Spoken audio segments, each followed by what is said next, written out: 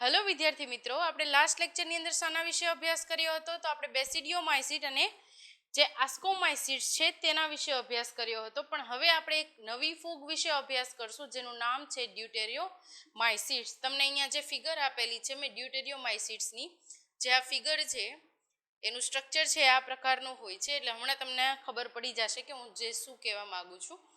તો હવે પહેલા આપણે લઈ લઈએ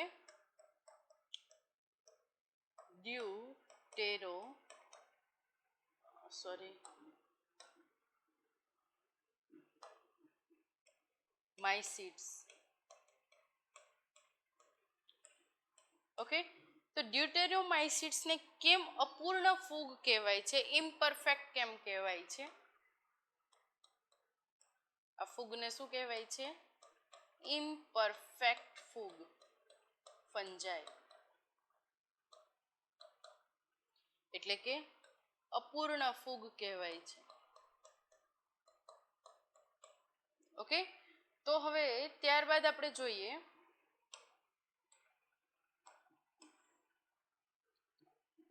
સ્ટાર્ટિંગમાં જ્યારે કોઈ પણ ફૂગ મળે છે આપણને, એકદમ નવી હોય છે, એનો વસવાટ ને બધું અલગ હોય છે, તો આપણે એને સ્ટાર્ટિંગમાં પહેલા ડ્યુટેરોમાઇસિટ્સની અંદર મૂકી દઈએ છીએ. એટલે જ્યારે પ્રથમ વખત આપણને જ્યારે ફૂગ મળે છે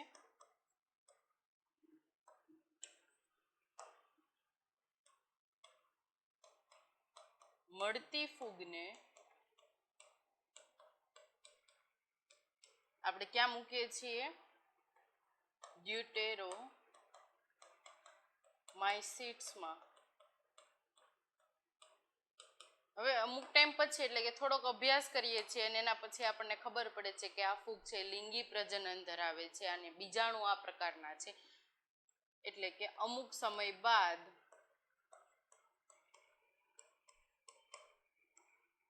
આપણે એ ફૂગનો અભ્યાસ કરવાથી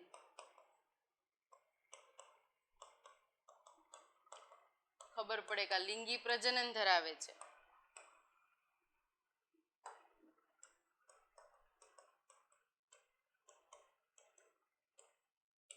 તો આપણે એ ફૂગને ક્યાં મૂકીએ? એસિડોમાઇસિટ્સની અંદર મૂકશું, અથવા સેકન્ડ જે આપણે છે બેસિડિયોમાઇસિટ્સમાં.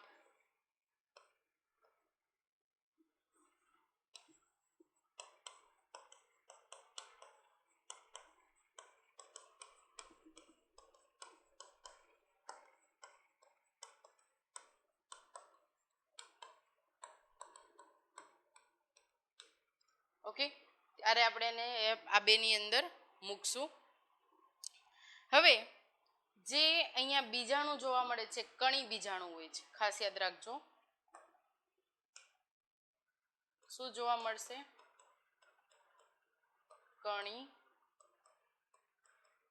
બીજાણુ. હવે જે આ કણી બીજાણુ છે, કણી બીજાણુ કયા પ્રકારનું હોય છે? એક તો પહેલા એનું પ્રજનન કેવું છે? અલિંગી પ્રકારનું છે. બીજું કે શું છે? બહિર્જાત છે. શું છે? બહિર્જાત. એના જે કવક તંતુ છે એ સેપ્ટેટ એન્ડ બ્રાન્ચ, શાખિત છે. કેવા છે? સેપ્ટેટ એન્ડ બ્રાન્ચ, એટલે પડદાયુક્ત છે અને શાખિત જોવા મળે છે.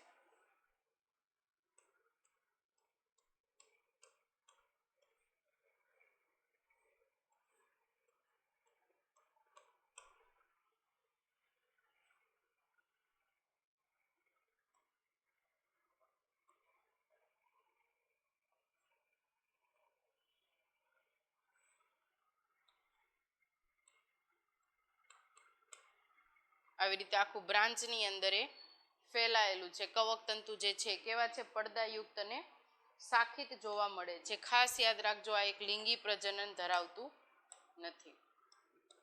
પોઈન્ટ એક નોટ કરી લેજો કે લિંગી પ્રજનન ધરાવતું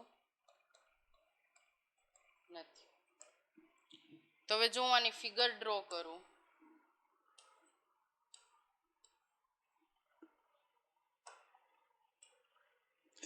જો આની ફિગર હું ડ્રો કરું તો એની ફિગર કેવા પ્રમાણે થશે, તો ફિગર જે એની છે આપણે પેનિસિલિનની અંદર કેવી રીતે ઉપરની સાઈડ આવેલું હતું, એટલે કે બહિર્જાત આપણને સ્ટ્રક્ચર છે એ જોવા મળતું હતું. હવે જે આ ફૂગ છે એ કયા પ્રકારની છે, તો પોતાનું જીવન કેવું કાઢશે, પરોપજીવી, એમાં પણ ઓબ્લિગેટરી પેરાસાઇટ એટલે કે અવિકલ્પીય પરોપજીવી.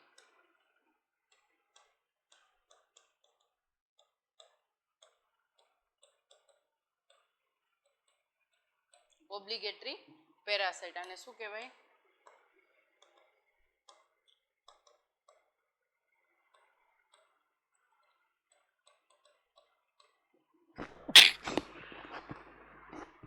હવે જે આપણને આ ફૂગ જોવા મળે છે એ ફૂગની અંદર પ્રજનન જાણી જ લીધું આપણે કે લિંગી પ્રજનન તમને જોવા મળશે નહીં. કયું જોવા મળશે, માત્ર અલિંગી પ્રજનન જોવા મળશે. તો હવે આના અમુક એક્ઝામ્પલ છે એના વિશે પણ આપણે અભ્યાસ કરી લઈએ કે દાખલા તરીકે આની એક ફંજાઈનું જે નામ છે એ નામની અંદર પેલું તો અલ્ટરનેરિયા,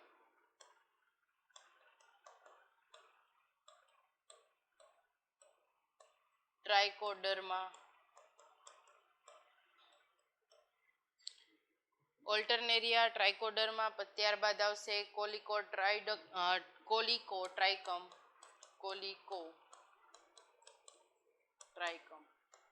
શેરડીના જે લાલ રંગ થઈ જાય છે એના સાઠાના, શેરડીનો લાલ રંગ માટે જવાબદાર આ ફૂગ છે, બરાબર.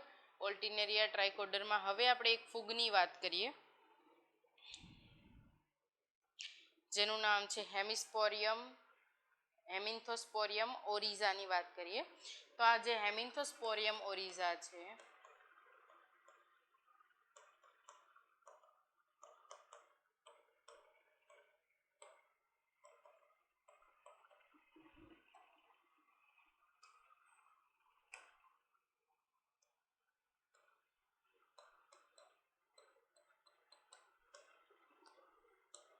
અને બેંગાલ ફેમાઇન તરીકે ઓળખાય છે. બેંગાલ ફેમાઇન કેમ એવું કહેવાય છે, કેમ કે આ જે ફૂગ હતી આ ફૂગ ક્યાં થતી હતી, રાઈસની અંદર થઈ જતી હતી, બરોબર. જે ચોખા હતા એની અંદર તમને આ ફૂગ છે એ જોવા મળતી હતી અને આ ફૂગના લીધે જે ચોખાનો પાક હતો તદ્દન નાશ થઈ જતો હતો. અને ત્યારે જ્યારે આ બેંગાલ ફેમાઇન થયું 1942ની અંદર, ક્યારે 1942ની અંદર બેંગાલ ફેમાઇન થયું ત્યારે આ જે ફૂગ હતી એના લીધે આખું જે ચોખાનો પાક હતો તદ્દન નુકસાન ગયો હતો. તેના લીધે ભૂખમરાની સિચ્યુએશન આવી હતી.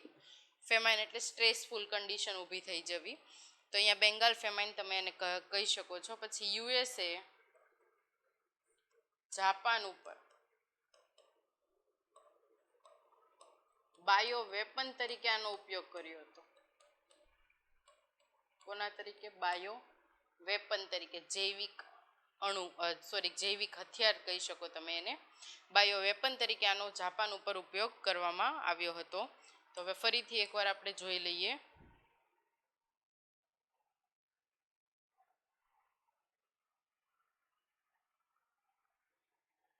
ઇમ્પરફેક્ટ ફૂગ છે એટલે કે અપૂર્ણ ફૂગ છે. પ્રથમ વખત મળતી ફૂગને આપણે પહેલા ડ્યુટેરોમાઇસિટ્સની અંદર મૂકીએ છીએ, ત્યારબાદ એનો અભ્યાસ કરીએ છીએ અને આપણે જાણીએ છીએ જો આ લિંગી પ્રજનન ધરાવતી હોય તો આપણે એને બટ ઓબ્વિયસ છે ક્યાં મૂકવું પડે, એસ્કોમાઇસિટ્સ અને બેસિડિયોમાઇસિટ્સની અંદર. હવે જો એ અલિંગી પ્રજનન ધરાવે છે, આ ફૂગની વાત કરી છે, અલિંગી પ્રજનન ધરાવે છે અને બહિર્જાત ધરાવે છે, લિંગી પ્રજનન ધરાવતું નથી. અને એના જેના કવક તંતુ છે પડદાયુક્ત, સેપ્ટેડ પડદાયુક્ત છે અને શાખિત પણ તમને જોવા મળે છે. પરોપજીવી છે, અવિકલ્પીય પરોપજીવી એટલે કે ઓબ્લિગેટરી પેરાસાઇટ છે. દાખલા તરીકે ઓલ્ટરનેરિયા, ટ્રાઇકોડર્મા અને કોલિકોટ્રાઇકમ. હેમિન્થોસ્પોરિયમ ઓરિઝાનું એક એક્ઝામ્પલ તમને આપ્યું છે. 1942ની અંદર એને બેંગાલ ફેમાઇન તરીકે ઓળખવામાં આવતો હતો. કેમ કે એ કયા પાકને ઇન્ફેક્ટ કર્યું, એને ઇન્ફેક્ટ રાઈસ, ચોખાના પાકને ઇન્ફેક્ટ કર્યું અને એના લીધે જે ચોખાનો પાક હતો આખો નાશ થઈ ગયો, જેના લીધે આપણે એને શું કહીએ છીએ, બેંગાલ ફેમાઇન. યુએસએ જાપાન ઉપર આ ફૂગનો ઉપયોગ કર્યો હતો બાયો વેપન તરીકે, એટલે ત્યાં ભૂખમરાની કન્ડિશન છે એને જનરેટ કરવા માટે. હવે આપણે નેક્સ્ટ જોઈએ મેઇન ટોપિક આપણો, જેનું નામ છે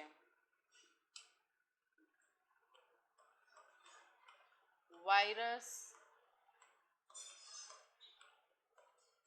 વિરોઇડ્સ અને શું લાઇકેન. તો પહેલા હું વાત કરીશ વાયરસ વિશે.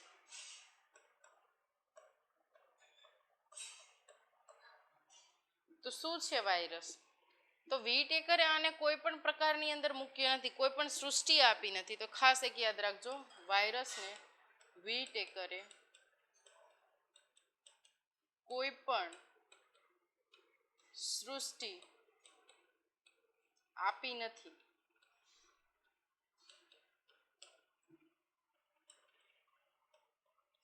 કેમ કે એને કોષની અંદર તમે સમાવેશ ના કરી શકો, કેમ કે એ કોષની અંદર આવે તો જે જીવન છે, કોષની બહાર તો એ સ્ફટિકમય સ્વરૂપ છે. એટલે કોષની બહાર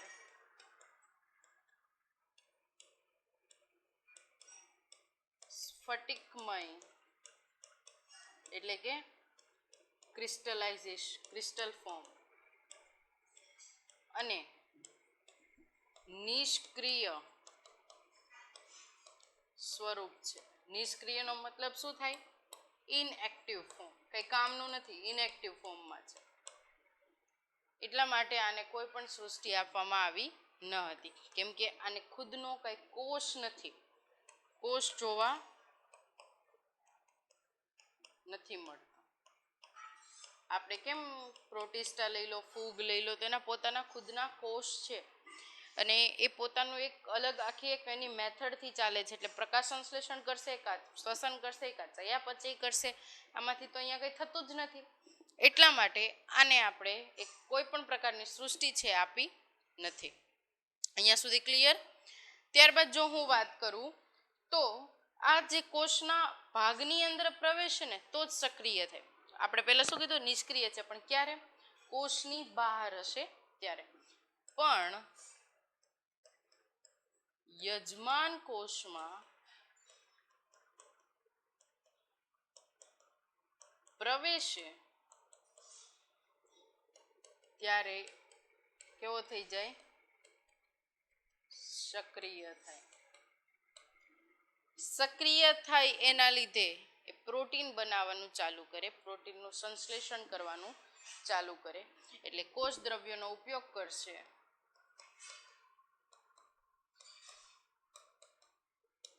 ઉપયોગ કરી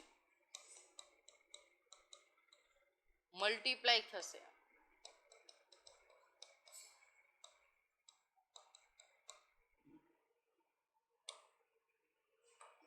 કોષ દ્રવ્યોનો ઉપયોગ કરીને મલ્ટીપ્લાય થશે, એવી જ રીતે પોતાનું જીવન કાઢશે. પછી મલ્ટીપ્લાય થઈને એ કોષ દિવાલ જે છે એને તોડીને બહાર નીકળશે. એવી રીતે અલગ અલગ કોષ છે એને ઇન્ફેક્ટ કરતું રહેશે. હવે જોઈએ જે વાયરસ છે એ વાયરસની અંદર જો હું વાત કરું તો વાયરસ એક ઝેરી રસાયણ છે. શું છે? આવું કોણે કીધું તું? તો લુઈસ પાસ્ચર.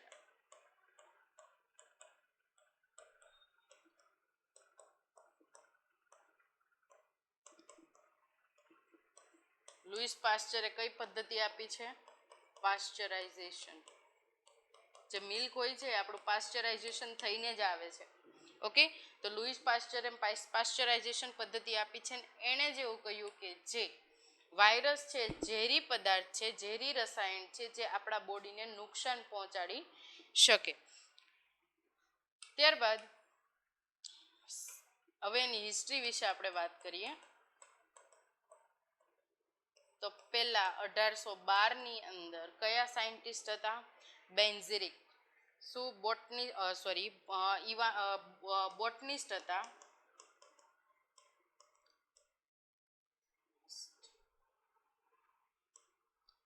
એ બોટનિસ્ટ નું નામ શું હતું? ઇવાનો વિસ્કી. ડીજે ઇવાનો વિસ્કી. હવે ઇવાનો વિસ્કીનું કહેવું એવું હતું કે કંઈક નિષ્ક્રિય પદાર્થ છે જોવા મળે છે, એટલે કે હવે એને ક્યાં જોયું, હવે આપણે એના વિશે વાત કરીએ. ક્યાં જોયું? તો એને પહેલા જોયું તમાકુના છોડમાં. તમાકુના છોડની અંદર એક વાયરસ આવી ગયો હતો. ત્યારે વાયરસ સ્પેસિફાઈ નહોતો, બરોબર? તો એને આપણે કહેશું ટોબેકો મોઝેઇક ડિઝીઝ. હવે આ ટોબેકો મોઝેઇક ડિઝીઝની અંદર થતું હતું શું?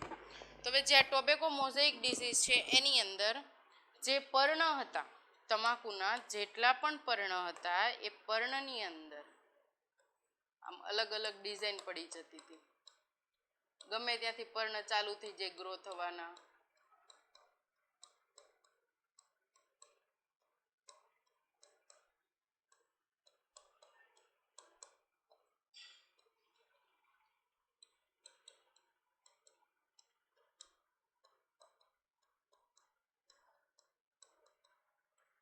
હવે આ ડિઝાઇન પડતી હતી એના લીધે શું થતું હતું કે પર્ણ છે ને એકદમ આછું થઈ જતું હતું.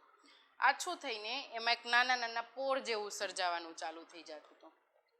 તો ત્યારે એને થયું કે આવું થવા પાછળનું રીઝન શું છે? તો એણે ત્યારે કીધું કે ત્યારે એક વાયરસનું નામ આપી દીધું હતું, ટોબેકો મોઝેઇક વાયરસ હતો. પણ ત્યારે કંઈ એટલું બધું એના વિશે અભ્યાસ કરવામાં આવ્યો નહીં. તો હવે ત્યાર પછી ક્યારે અભ્યાસ કરવામાં આવ્યો?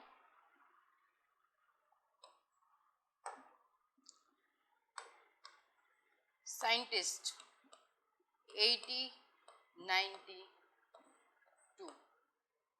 1812 અભ્યાસ થયો. ડાયરેક્ટ ક્યારે, સોરી 1800 અહીંયા 92 છે, 92 અભ્યાસ થયો. અને પછી અહીંયા ક્યારે થયો? 1898 અભ્યાસ કરવામાં આવ્યો. 1898 કોણે અભ્યાસ કર્યો? M.W. બેઝિંગ.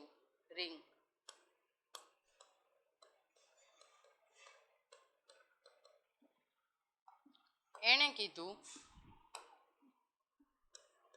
કે કંઈક વિષાણુકારક પદાર્થ છે, જે તમાકુનો રોગ છે, જે આપણને જોવા મળ્યો હતો આગળ, તમાકુના રોગનું, એટલે જેના લીધે થયો, આપણે ટોબેકો મોઝેઇક ડિઝીઝ કહી દીધું, તો એ કોના લીધે થયો? એનું એક નિષ્કર્ષણ મેળવ્યું. નિષ્કર્ષણ.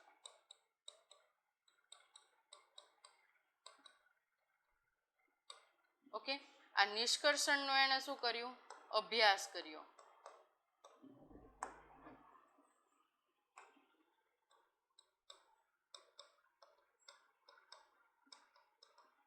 આ નિષ્કર્ષણના અભ્યાસમાં એને શું ભણ્યું?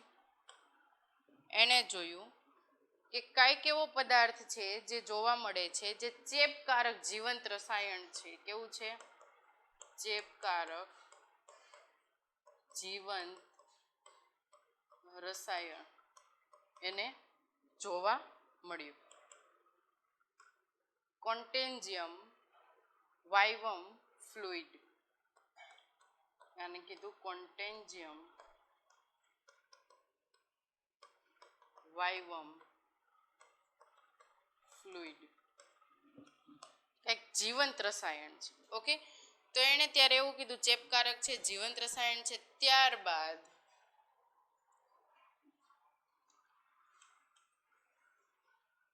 WM સ્ટેનલી 1915 એણે એવું જણાવ્યું કે જે પણ જે રસાયણ છે, એણે એક નામ દઈ દીધું વાયરસ. તો એ વાયરસ છે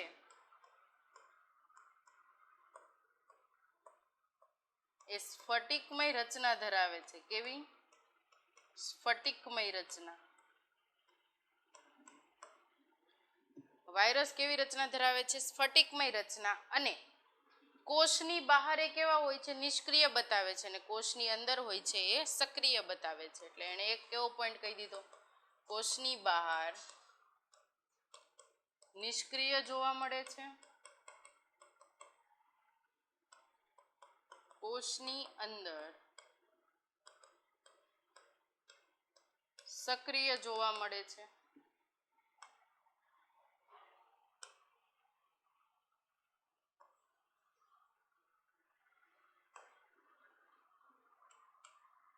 ઓકે, ત્યારે એને એવું કહી દીધું કોષની બહાર નિષ્ક્રિય હશે, કોષની અંદર સક્રિય જોવા મળશે. અને જે એણે કીધું કે આની પાસે કઈ બીજો ઓપ્શન નથી, એટલે કે યજમાન સિવાય મલ્ટીપ્લાય નહીં થઈ શકે. બરોબર, તો યજમાન જ જોશે એને મલ્ટીપ્લાય થવા માટે. તો એ જે એટલે એ પ્રકારનું જે જીવન છે એને આપણે શું કહીએ છીએ?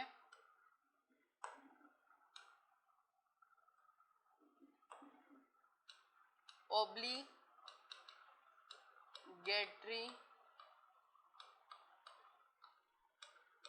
પેરાસાઇટ, એટલે અવિકલ્પીય પરોપજીવી. કેમ કે એને શું જોઈએ છે? હંમેશા યજમાન જ જોઈએ છે પોતાનું જીવન કાઢવા માટે. અધરવાઇઝ એ કયા ફોર્મની અંદર રહેશે?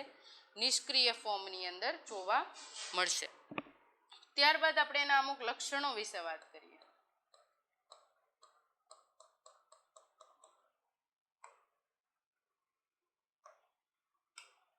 જો હું લક્ષણોની અંદર પહેલા તો નોર્મલ અત્યારે લક્ષણ લઉં છું, પછી ત્યારે જીવંત લક્ષણો અને અજીવંત લક્ષણો. અજીવંત આપણે કોના કહીશું? કે જે નિષ્ક્રિય ફોર્મની અંદર જોવા મળે છે એના વિશે. જીવંત ક્યારે કહીશું? જે સક્રિય ફોર્મની અંદર જોવા મળે છે એના લીધે. પણ જ્યારે અત્યારે જે લક્ષણોની વાત થાય છે એ લક્ષણોની હું કોમનલી વાત કરું છું. સમજજો કે જે લક્ષણો છે એના એ લક્ષણો આપણે જાણીએ છીએ કે વાયરસ કેવા છે? અતિ સૂક્ષ્મ, એટલે કે અલ્ટ્રા માઇક્રોસ્કોપિક.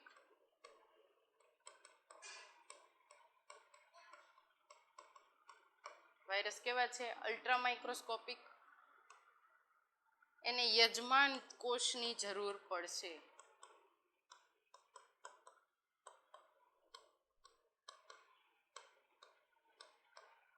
પોતાનું જીવન કાઢવા અને વૃદ્ધિ માટે. ખાસ યાદ રાખજો, યજમાન કોષની જરૂર પડશે પોતાનું જીવન કાઢવા અને વૃદ્ધિ માટે. સેકન્ડ થિંગ કે જે પણ વાયરસ છે એ વાયરસનું જનીન દ્રવ્ય શું છે?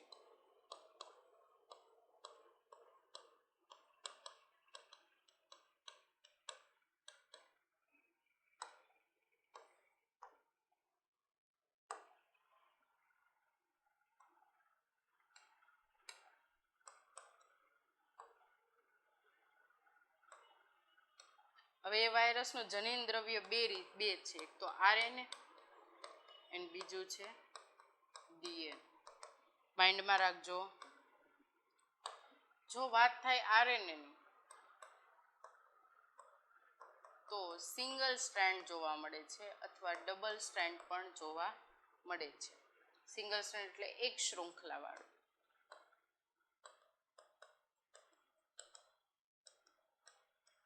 ડબલ સ્ટ્રેન્ડ એટલે બે શૃંખલા. પછી જે ડીએનએ છે એ ડીએનએ કેવું જોવા મળે? ડબલ સ્ટ્રેન્ડેડ એટલે દ્વિશૃંખલા. ઓકે, અહીંયા સુધી ક્લિયર છે? હવે આપણે વાત કરીએ અહીંયા ડબલ સ્ટ્રેન્ડેડ જોવા મળે છે, જે સિંગલ સ્ટ્રેન્ડેડ જોવા મળે છે. તો ડીએનએ શું છે, આરએનએ શું છે એવું માઇન્ડની અંદર થાય તો આને કહેવાય ડીઓક્સી રાઇબોઝ ન્યુક્લિક એસિડ. આને કહેવાય રિબો ન્યુક્લિક એસિડ. આટલું માઇન્ડની અંદર ફિટ રાખવાનું. Deoxy ribose nucleic acid, ribo nucleic acid. હવે આ શું છે તો આપણે જ્યારે કોષ વિશે અભ્યાસ કરશું, જૈવિક અણુઓ વિશે અભ્યાસ કરશું ત્યારે આપણે ડીપમાં સમજશું. પણ એકલી એક વસ્તુ યાદ રાખી લેવાની કે જે ડીએનએની જો હું વાત કરતી હોય તો આવી રીતે દ્વિશૃંખલા જોવા મળે. તો અહીંયા એક આખું પેરિંગ જોવા મળશે. બરાબર, આવી રીતે ATGC આવી રીતે તમને પેરિંગ જોવા મળશે આ. અને જો RNA ની વાત કરતી હોય તો ટીની જગ્યાએ શું આવી જશે? યુ આવી જશે. એડેનિન, થાઇમિન અને આની કહેવાય યુરાસિલ, આ છે ગ્વાનિન અને સાઇટોસિન. આટલું માઇન્ડની અંદર તમારે અત્યારે ફિટ રાખવાનું છે. આપણે આખું જે જૈવિક અણુનું ચેપ્ટર છે એની અંદર આપણે થોડું આને ડીપમાં સમજવાનું છે. ઓકે, ક્લિયર આટલું?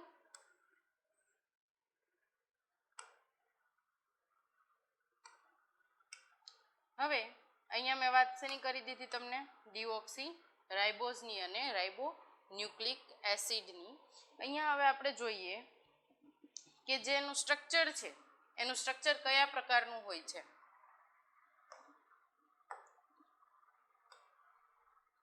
તો એની અંદર ન્યુક્લિયો પ્રોટીન આવેલા છે. કેમ એને ન્યુક્લિયો પ્રોટીન કહેવાય છે એ જોઈએ. કેમ કે એક તો ન્યુક્લિક એસિડ પણ છે અને કેપ્સિડ પ્રોટીન. ઓકે, કેપ્સિડ શું છે? પ્રોટીન આવેલા છે. તો એ કઈ રીતે?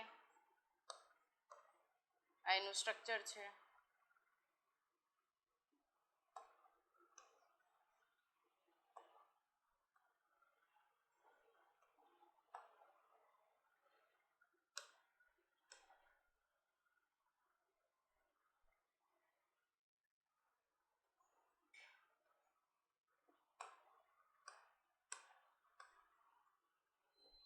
આ શું છે?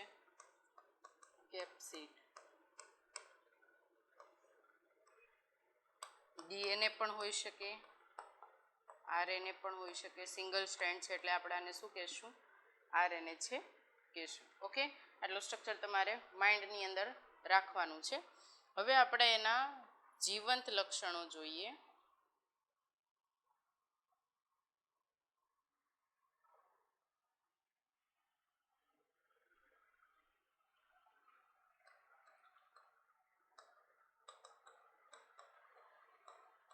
જીવંત લક્ષણોનો મતલબ શું થાય? એ સક્રિય થાય ત્યારે શું કરે છે? ખાસ યાદ રાખજો. જીવંતનો મતલબ શું થશે? સક્રિય થાય ત્યારે જે થતું હશે ને એને શું કહેવાશે? જીવંત લક્ષણો. તો જીવંત લક્ષણોની અંદર આપણને ખબર છે કે જે વાયરસ છે પોતે સ્વયં જનન કરી શકે છે. સ્વયં જનન કરે છે એટલે જ મલ્ટીપ્લાય થાય છે. એ બીજા કોષને ઇન્ફેક્ટ કરી શકે છે. તો પેલું, વાયરસ સ્વયં જનન કરી શકે છે. બીજાની જો હું વાત કરું તો બીજાની અંદર કે ભાઈ યજમાન છે એની અંદર પોતે રહેશે. યજમાનમાં રહીને પ્રોટીન સંશ્લેષણ કરશે. ઓકે, યજમાનમાં રહીને શું કરશે? પ્રોટીન સંશ્લેષણ છે એ કરશે. આટલું ખાસ યાદ રાખજો. વાયરસ સ્વયં જનન કરે છે, પ્રોટીન સંશ્લેષણ થાય છે. હવે મેઇન વસ્તુ એક યાદ રાખવાની કે જે વાયરસ છે એની અંદર વિકૃતિ થાય છે, એટલે કે જીનેટિક મ્યુટેશન આવે છે વાયરસની અંદર. વિકૃતિ થાય છે. હવે તમને એમ થતું હશે આ વિકૃતિ એટલે શું? વિકૃતિને મ્યુટેશન કહેવાય. શું કહેવાય? મ્યુટેશન. જોઈએ, મેં તમને આગળ વાત કરી આપણે આ સિક્વન્સ છે ફોર એક્ઝામ્પલ, બરોબર? એ સામે ટી આવવો જોઈએ, જી સામે સી આવવો જોઈએ. આ કમ્પલસરી છે ડીએનએ હોય તો. જો આરએનએ હોય તો એ સામે થાઇમિનની જગ્યાએ યુરાસિલ આવવું જોઈએ, બરોબર? તો હવે આ સિક્વન્સની અંદર ચેન્જ થઈ જવું. એ સામે યુ આવે છે એની જગ્યાએ સી આવી જવો, આ યુ ત્યાં જતો રહેવો. આવી રીતે સિક્વન્સ ચેન્જ થાય. અથવા જે કોડિંગ થતું હોય તો જી એ સી, ફોર એક્ઝામ્પલ અહીંયા સી આવે છે અને અહીંયા એ આવે તો કોડિંગ આખું ઉલટું થઈ જાય, એ સી એ. ઓકે, તો આવી રીતે ચેન્જીસ થતા રહે છે. જીનેટિક મટીરિયલની અંદર ચેન્જ થાય છે.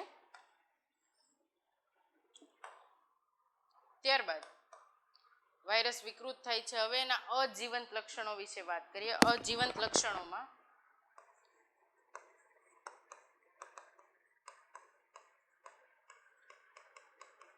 ખાસ જાણી લેજો. એક, જીવરસ નથી આની અંદર કોઈ પણ પ્રકારનો. જીવરસ ધરાવતા નથી. બીજું, ચયાપચય નથી કરતા.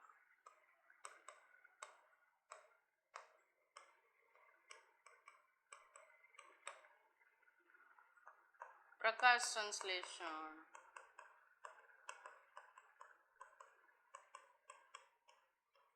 શ્વસન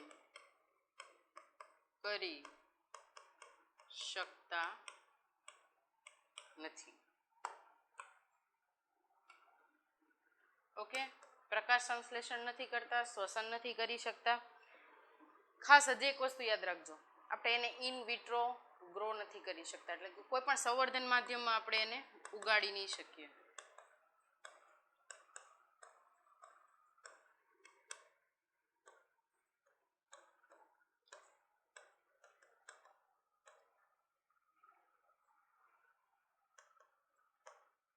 એટલે કે ઇન વિટ્રો. આટલું સમજાઈ ગયું? આપણે એને સંવર્ધન માધ્યમમાં ગ્રો નહીં કરી શકીએ. સેકન્ડ થિંગ, કેમ સંવર્ધન માધ્યમ કીધું? તમને યાદ હોય તો પ્લાન્ટની વાત કરી હતી ત્યારે એને કીધું હતું પીટીસી, બરાબર, પ્લાન્ટ ટિશ્યુ કલ્ચર. એનિમલની વાત કરીએ, કોઈ પણ પ્લાન્ટ આમાં આવી શકે. એનિમલની વાત કરીએ તો એનિમલ ટિશ્યુ કલ્ચર. આપણે એનિમલ ગ્રો કરાવી શકીએ છીએ, પ્લાન્ટ એટલે એનિમલ ટિશ્યુ ગ્રો કરાવી શકો છો તમે. પ્લાન્ટ ટિશ્યુ છે ગ્રો કરાવીને આખા પ્લાન્ટ છે જનરેટ કરી શકો છો. તો અહીંયા એ જ રીતે હું તમને કહું કે હવે જીવંત અને અજીવંત લક્ષણો આપણે ભણી લીધા, આપણને ખબર પડી ગઈ. પણ હવે જોઈએ કે જે વાયરસનો પ્રકાર છે એ વાયરસ કયા કયા પ્રકારે તમને જોવા મળે છે.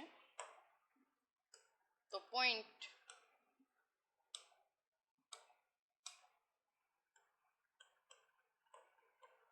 વાયરસના પ્રકારો. હવે વાયરસના બે પ્રકાર છે એટલું માઇન્ડમાં રાખજો. એક એન્વેલોપ,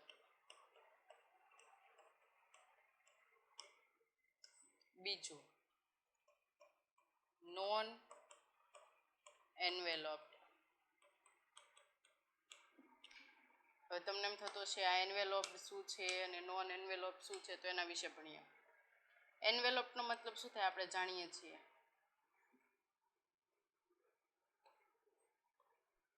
આ કેપ્સિડ છે, બરોબર,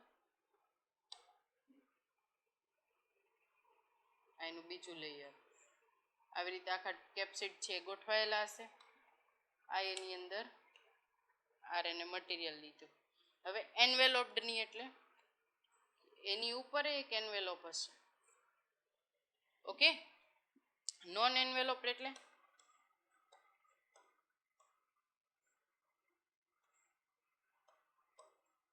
આવી જ રીતે તમને જોવા મળશે, એટલે કેપ્સિડ હશે ખાલી. આ એન્વેલોપ્ડ હશે, કવર જોવા મળશે, આવરણ. હવે આ આવરણ શેનું બનેલું છે? ગ્લાયકો પ્રોટીનનું. શેનું? ગ્લાયકો પ્રોટીનનું. યાદ રાખજો, શેનું બનેલું છે આવરણ? ગ્લાયકો પ્રોટીનનું બનેલું છે. તો હવે આવા એન્વેલોપ્ડ કેટલા છે ને નોન એન્વેલોપ્ડ વાયરસ છે એ કયા કયા છે તો જોઈએ આપણે. નોન એન્વેલોપ્ડની જો હું વાત કરું તો ટીએમવી, નોરોવાયરસ, બેક્ટેરિયોફેજ,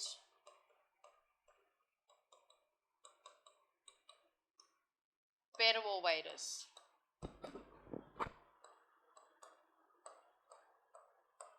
આ બધા કેવા છે? નોન એન્વેલોપ્ડ. હવે વાત કરીશ એન્વેલોપ્ડની. HIV, influenza.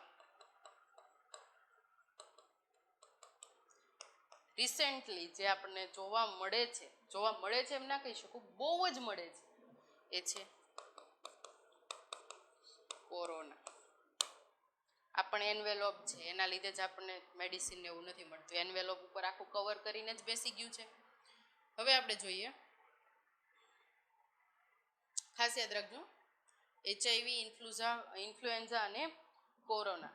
હવે HIV છે એનો મતલબ શું થશે? HIV એટલે હ્યુમન ઇમ્યુનો ડેફિશિયન્સી વાયરસ, એટલે કે આ જે છે એડ્સ કરી શકે છે. ઇન્ફ્લુએન્ઝા માટે તમને કહેવાની જરૂર નથી, આ પિક્ચર તમે જોયેલું જ છે. એમાં અલગ અલગ ઇન્ફ્લુએન્ઝા વાયરસનો યુઝ કર્યો છે આઈમાં, અને જેના લીધે એના જીનેટિક જે આખું મેન્યુપ્લેશન થઈ જાય છે, જીનેટિક મોડિફિકેશન થઈ જાય છે, એના લીધે અલગ અલગ પ્રકારના જીનેટિક ડિઝીઝ છે એને થાય છે. અલગ આપણે જોઈએ છીએ એના જે ફેસ છે એના વિશે. હવે આપણે વાત કરીએ બંધારણ.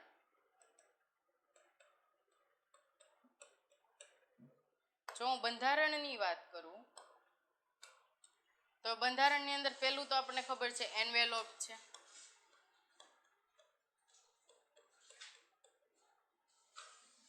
બીજું છે કેપ્સિડ. ઓકે, એન્વેલોપ્ડ. એન્વેલોપ્ડ શેનું બનેલું છે?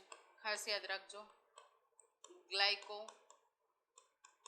પ્રોટીનનું બનેલું છે.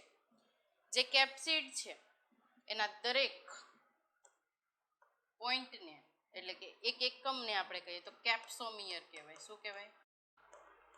કેપ્સોમિયર. કોને? તો દરેક એકમને. ઓકે, જે અહીંયા એન્વેલોપ છે એ ગ્લાયકોપ્રોટીનનું બનેલું છે. એ ગ્લાયકોપ્રોટીનનો જે એકમ છે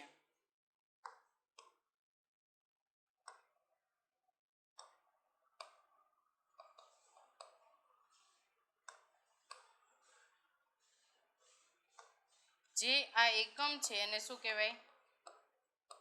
પેપ્લોમિયર. ઓકે, આના એકમને શું કહેવાય? કેપ્સોમિયર. આના એકમને શું કહેવાય? પેપ્લોમિયર. હવે આપણે આ એન્વેલોપ વિશે અને કેપ્સિડ વિશે ભણી ગયા, પણ હવે આપણે જે કેપ્સિડ છે એનું કામ શું છે? એ ન્યુક્લિક એસિડને સુરક્ષિત રાખે છે.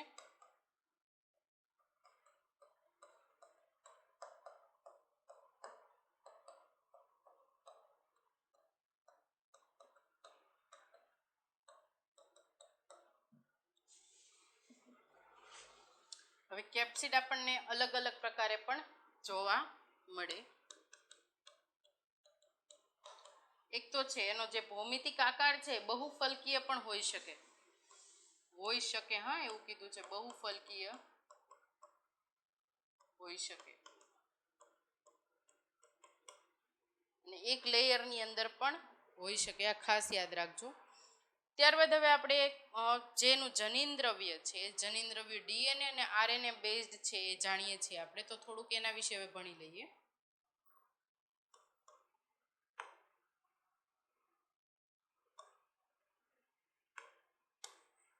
જે જનીન દ્રવ્ય છે કયું છે? ડીએનએ અને આરએનએ, રાઈટ? હવે જે જનીન દ્રવ્ય ડીએનએ અને આરએનએ છે એ ડીએનએ આરએનએ ની અંદર આપણે જાણીએ છીએ કે એક છે પ્લાન્ટ, જો વનસ્પતિની અંદર ડીએનએ આરએનએ તમને જોવા મળે તો ફાઇટોફેસી કહેવાય એને. એનિમલમાં જોવા મળે તો ઝૂફેઝી કહેવાય. પછી બેક્ટેરિયામાં જોવા મળે તો બેક્ટેરિયોફેઝ કહેવાય છે. એટલે કે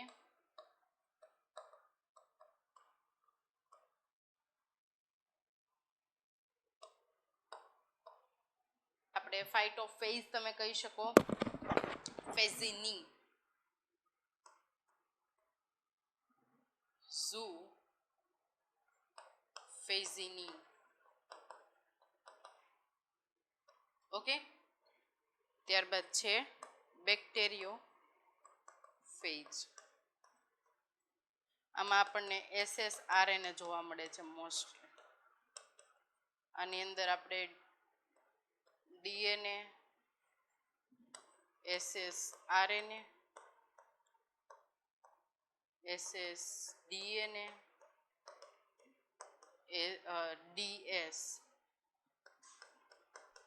DNA પણ જોવા મળે છે પ્રાણીઓની અંદર. વાત બેક્ટેરિયોફેજમાં આપણે ઓલરેડી જાણીએ છીએ કે ભાઈ DNA છે જોવા મળે છે.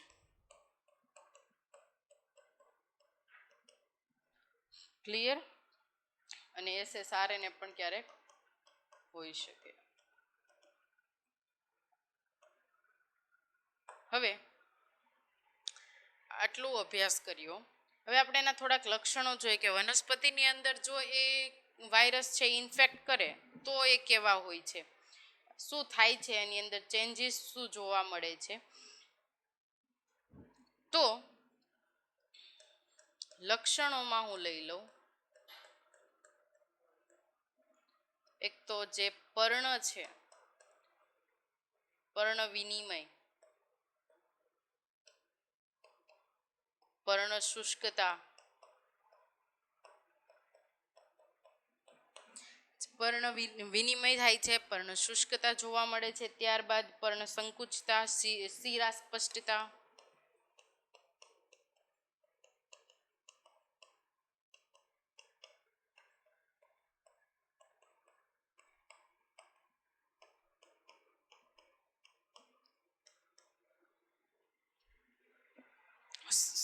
જે શીરાઓ છે આપણને સામી દેખાવા લાગે છે, પર્ણ છે સંકુચિત થઈ જાય છે, પર્ણનું ઉપરનું લેયર પે જે થોડુંક આપણને જે ક્લોરોફિલ વાળું હોય છે એનો જે કલર છે એવો નથી રહેતો, એટલે ક્લોરોસિસ થાય છે. પર્ણનો લીલો રંગ છે એ જતો રહેશે, પીળાશ પડતા પર્ણ થવા લાગશે.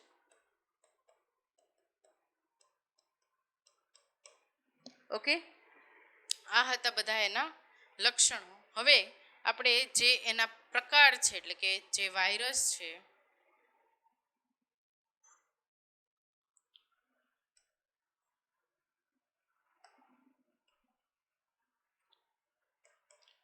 વાયરસના આકાર ગોળ હોય છે, દંડાણું હોય છે, વિસર્પી, ગોળ, દંડાણું, વિસર્પિકાર જોવા તમને મળે છે. અમુક ટેડપોલ હોય છે, પછી અમુક છે બહુફલકીય હોય છે.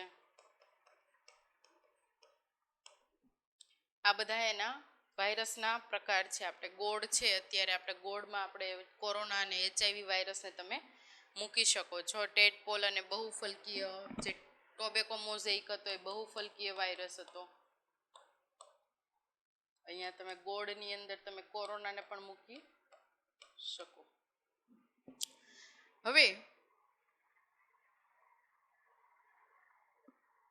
આપણે અભ્યાસ કરીશું જે પ્રાણીઓમાં જે રોગ થાય છે.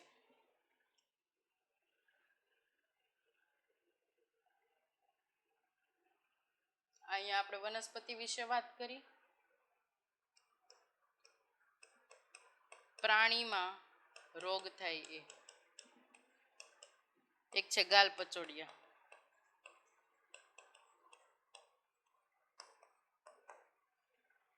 પછી મમ્સ,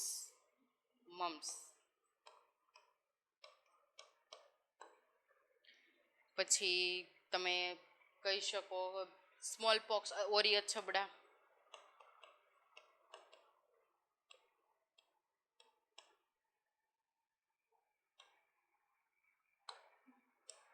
રાઈટ. ગાલ પચડિયું, મમ્સ, ઓરી અછબડા. તેના સિવાયના આપણે જોઈએ તો એડ્સ,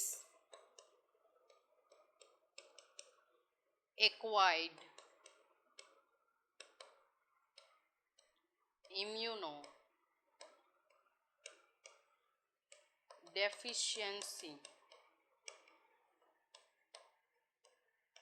સિન્ડ્રોમ. ક્લિયર. હવે આપણે વાત કરીએ વિરિયોઇડની.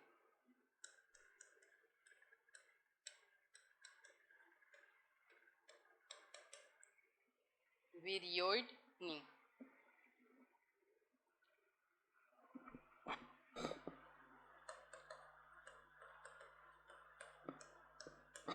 વાયરોઇડ પણ તમે ઘણા લોકો વાયરોઇડ બોલતા હોય તો હું અહીંયા વાયરોઇડ જ લખીશ.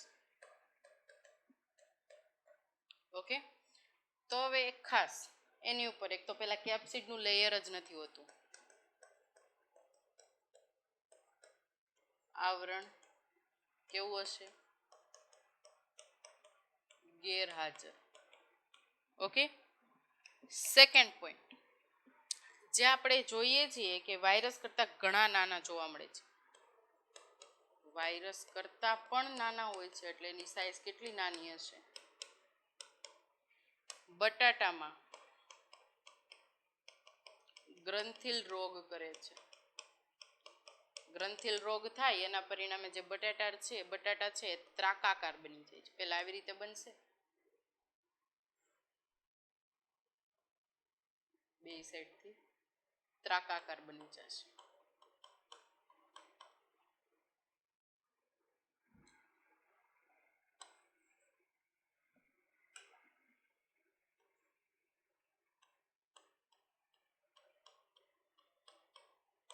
ઓકે.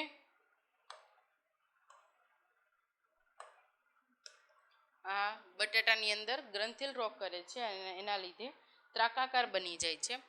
હવે આ બધું દેનાર કોણ હતું? વાયરોઇડ્સ વિશે કહેનાર કોણ હતું? તો ટીઓ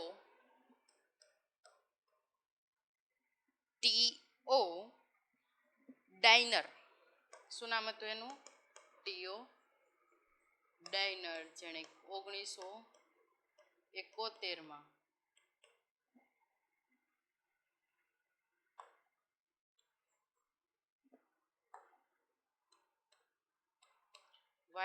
વાયરોઇડ્સ વિશે જણાવ્યું. હવે આપણે વાત કરીએ લાઇકેન. લાસ્ટ ટોપિક છે આ ચેપ્ટરનો.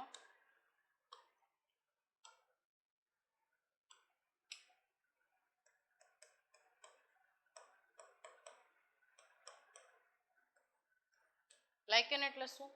લીલ અને ફૂગ બે એકબીજા જોડે પરસ્પર સમજીને રહી છે, એમ તમે કહી શકો. લીલ અને ફૂગ જે પરસ્પર સહવાસ કરે છે,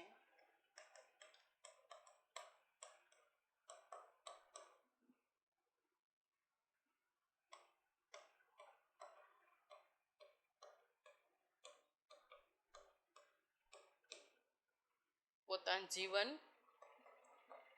ગાળે છે. ઓકે, જેને કહેવાય સિમ્બાયોટિક.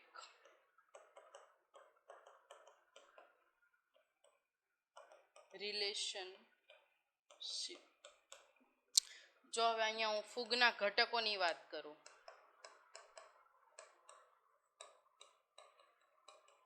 તો એને કહેવાય ફાઇકોબાયોન્ટ.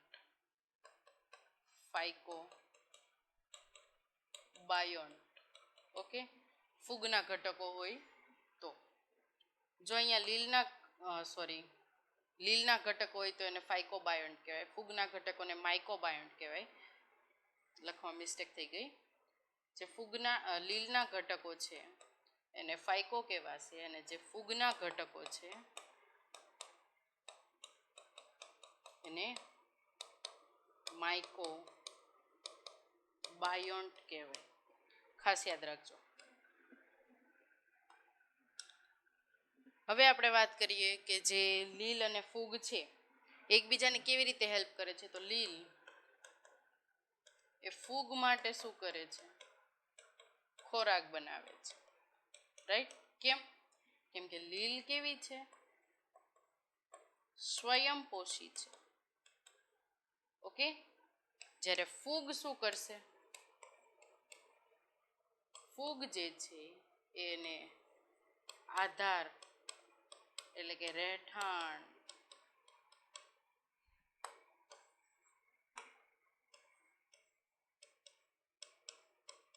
આપશે. આધાર આપશે, રહેઠાણ આપશે.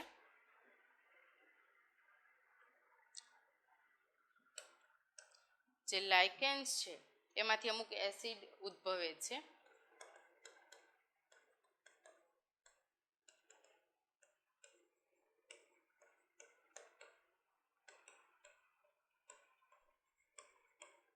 જેને શું કહેવાય છે?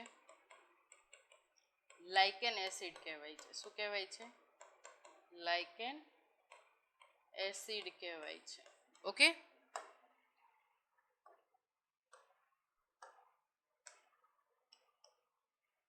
જે લાઇકેન્સ છે એના પણ અલગ અલગ પ્રકાર છે, એના વિશે આપણે ભણીએ.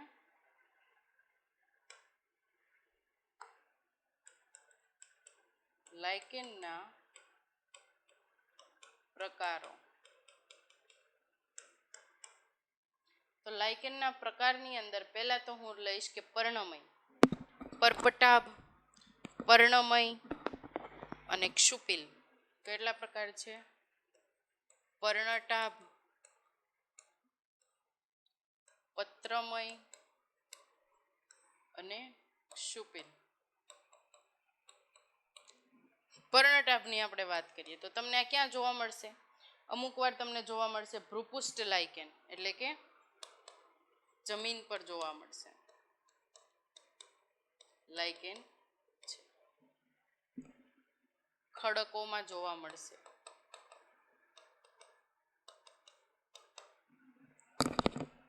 હવે આવી કઈ કઈ લાઇકેન છે એ જોઈએ, એના ઉદાહરણ સમજીએ. તો એના ઉદાહરણની અંદર હું લઈ લઉં કે જે લિકોનોરા અને વેરુકોરિયા છે, લિકોનોરિયા એન્ડ વેરુકોરિયા. આ બે લાઇકેન છે એ કેવી છે? પર્ણટાભ લાઇકેન છે. જ્યારે પત્રમય લાઇકેનની અંદર કે એનો જે આકાર છે પત્ર જેવો, પાંદડા જેવો જોવા મળશે.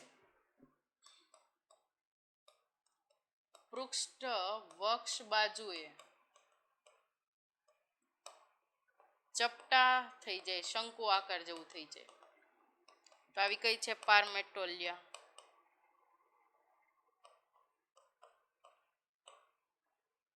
ક્લિયર?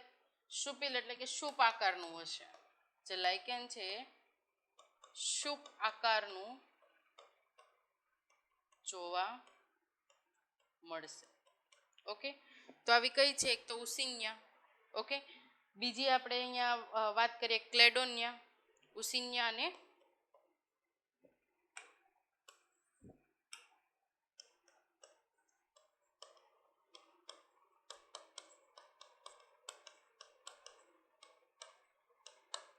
ક્લિયર. ત્યારબાદ લાઇકેન્સના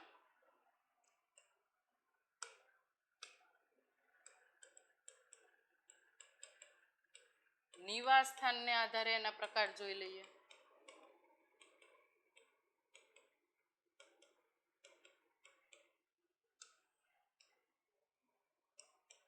તો પેલું આપણે લઈએ સક્સિકોલસ, પછી છે કોટિકોલસ, સક્સિકોલસ, બીજું છે કોટિકોલસ,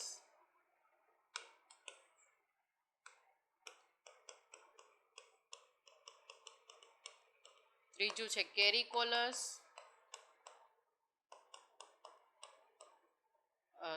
ટેરિકોલસ. હા,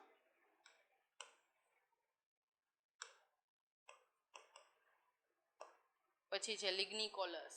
શું કહેવાશે? લિગ્નિકોલસ.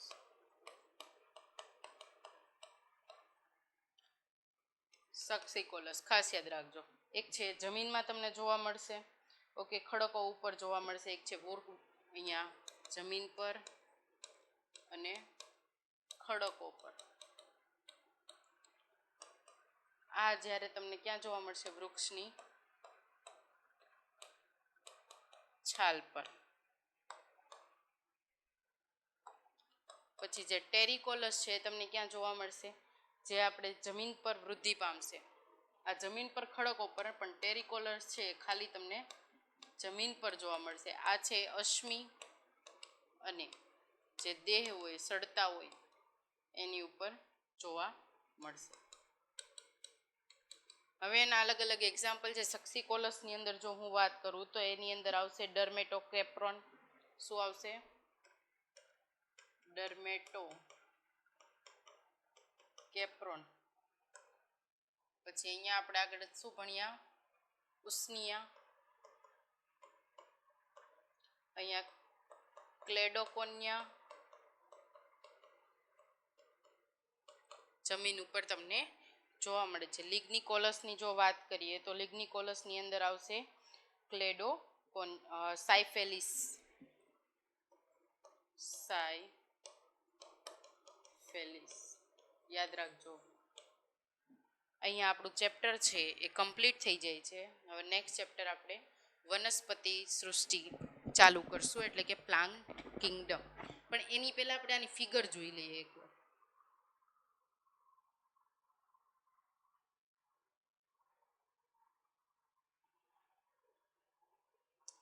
ડીજે ઇવાનોસ્કી છે, જેણે પહેલી વાર વાયરસ વિશે અભ્યાસ કર્યો હતો. જો ટીએમવી ડિઝીઝના લીવની અંદર તમને વાત કરીએ છીએ તો ટીએમવીમાં કેવું થાય છે, પહેલાં સિમ્પલ હોય છે, પછી ધીરે ધીરે આવા વ્હાઇટ ધબ્બા પડશે, પછી ધીરે ધીરે આખું ડિઝાઇન પડવા લાગશે વ્હાઇટ કલરની, અને છેલ્લે ખવાતા જશે પર્ણ. તો આ બીજી ફિગર જો કેવી રીતે પર્ણ આખા ખવાઈ જાય છે. તો આના લીધે જે એની પ્રોડક્ટ હોય એની ઉપર બટ ઓબ્વિયસ છે એની ઇફેક્ટ આવવાની હોય. ત્યારબાદ ટીએમવી વાયરસનું સ્ટ્રક્ચર જોઈ લો, નળાકાર પ્રકારનું છે, બરોબર. અહીંયા પ્રોટીન છે, આ બધા કેપ્સિડ છે. શું છે? કેપ્સિડ છે. આ આરએનએ ન્યુક્લિયોટાઇડ છે. હવે આ એચઆઈવી વાયરસનું સ્ટ્રક્ચર ગોળ છે, કીધું હતું ને. રિસેપ્ટર કોમ્પ્લેક્સ છે, સ્ટ્રક્ચરલ પ્રોટીન્સ છે, આ બધા તમને જોવા મળે છે. સ્ટ્રક્ચરલ પ્રોટીન છે. અહીંયા 2 સ્ટ્રેન્ડ છે, કોની? આરએનએની. અને અહીંયા બધા એન્ઝાઇમ આવેલા છે. હવે ઇન્ફ્લુએન્ઝા વાયરસ આઈ, અહીંયા તમને મેટ્રિક્સ પ્રોટીન જોવા મળે છે, એટલે કે જ્યાં પ્રોટીન આવેલા છે. અહીંયા તમને અલગ અલગ નામ આપ્યા છે. ખાસ એક યાદ રાખજો કે ઇન્ફ્લુએન્ઝા છે ને એની પાસે લિપિડ બાય લેયર સ્ટ્રક્ચર આવેલું છે. કયું? Lipid bilayer. હવે આ છે આપણો કોરોના. એન્વેલોપ છે, જો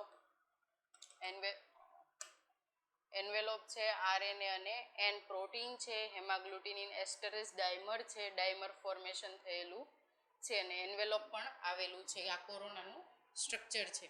અને ગ્લાયકોપ્રોટીન પણ આવેલા છે, સિગ્નલ પાસ આઉટ કરે. આ છે નેકેડ વાયરસ, અને આ એન્વેલોપ્ડ એટલે કે જેની નોન એન્વેલોપ તમે આને કહી શકો. નેકેડ એટલે કે એની ઉપર જો કોઈ પણ પ્રકારનું એન્વેલોપ નથી. આની અંદર એન્વેલોપ છે, રાઉન્ડ કેપ્સિડ તો છે, પણ તેના સિવાય પણ શું જોવા મળે છે?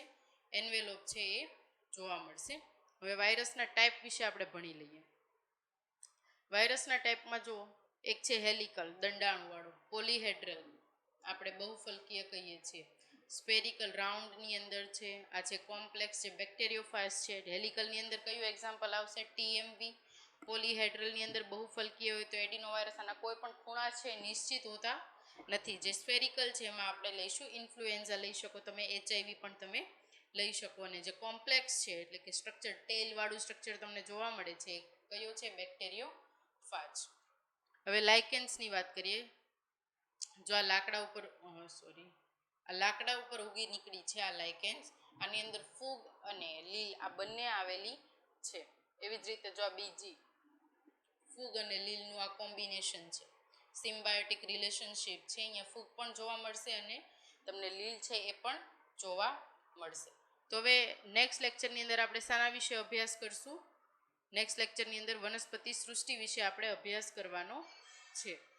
તો તમે આ જે લેક્ચર છે એની પ્રિપેરેશન તમે કરતા રહેજો, અને જોડે જોડે મટીરિયલ પણ તમારું ખુદનું મટીરિયલ હશે તો વધારે તમારા માટે બેનિફિટ રહેશે. મારું મટીરિયલ તો છે એ મળવાનું જ છે, પણ તેના સિવાયનું પણ તમારું ખુદનું તમે મટીરિયલ બનાવો, તમે એનાલિસિસ કરીને મટીરિયલ બનાવો, એ વધારે તમારા માટે બેનિફિટ રહેશે. અને વાંચવા બેસો ત્યારે થોડી વધારે મજા આવશે. તો હવે આપણે નેક્સ્ટ લેક્ચરમાં મળીએ. Thank you.